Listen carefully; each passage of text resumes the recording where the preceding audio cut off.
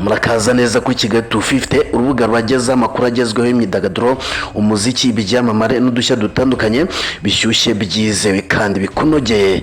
Amakuru y'imyidagaduro muri weekend harimo ibitaramo byinshi bitandukanye.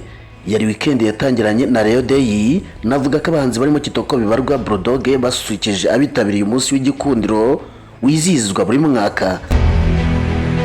Ni mu gihe Full Focus uyu ni umuhanzi ukomeye cyane mu gihugu cya Kenya, ndetse yari kumwe na DJ Marino, ni mu bamwe basurikije abakunzi b'ibi birori. Ariko nanone igitaramo cyari gitegerejwe na benshi. Iki ni igitaramo cy'iminsi ibiri cyiswe Spin and Friends, aho cyatangiye ku itariki 18 gisozwa ejo ku itariki 19. Iki ni igitaramo cyari gitegerejwemo The Ben, Jack Taka, Mike Kayihura n'abandi batandukanye. Ni igitaramo cyarimo umuhanga mu kuvanga imiziki yo muri Afrika y'Epfo Kabza The Smell, Shera Gashumba n'abandi batandukanye. Iyi weekend kandi ku itariki 19 ku munsi w'ejo, Utanasi yazanywe na Mike Kayihura muri iki gitaramo ku munsi wa kabiri cyateguwe na Spin and Friends.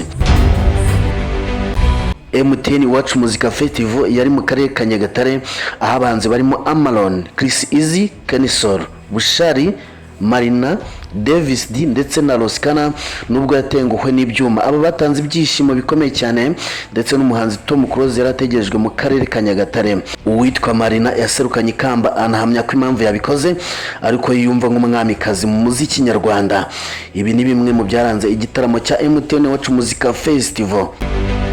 MTN Iwacu Muzika Festival weekend ikurikiyeho barataramira mu karere ka Musanze, basoreze mu karere ka Rubavu ku itariki ya mbere y'ukwa 8 2026. Mu bandi bataramaga muri weekend harimo DJ Pius, Aline Sano na Kid from Kigali. Aba basurukije abitabira igitaramo cyabereye muri leta ya Maine muri leta zunze ubumwe za Amerika. Ni mu gihe ku munsi w'ejo umuhanzi wo kuramya no guhimbaza Imana Bosco Nshuti nawe yamuritse album ya gatanu, ahita anateguza n'iya gatandatu. Ibi ni ibirori byabereye muri Kigali Sahana Hotel.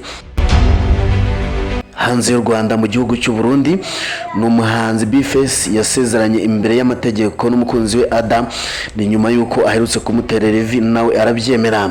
Diamond Platinum nawe yakoze igikorwa cyo kugabira ababyeyi hariya mu gihugu cya Tanzania, ibintu byashimishije benshi cyane.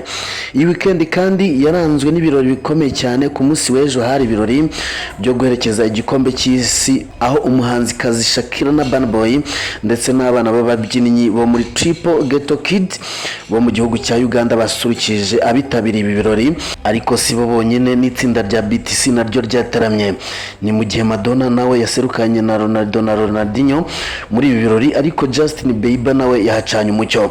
Ariko sinabura no kubabwira ko Drake we yahombye arenga $1,500,000 y'amadolari y'Amerika nyuma yo gutega ku ikipe ya Argentine bikarangira itsinzwe n'ikipe y'igihugu ya Spain, aho yari gutsindira $5,000,000.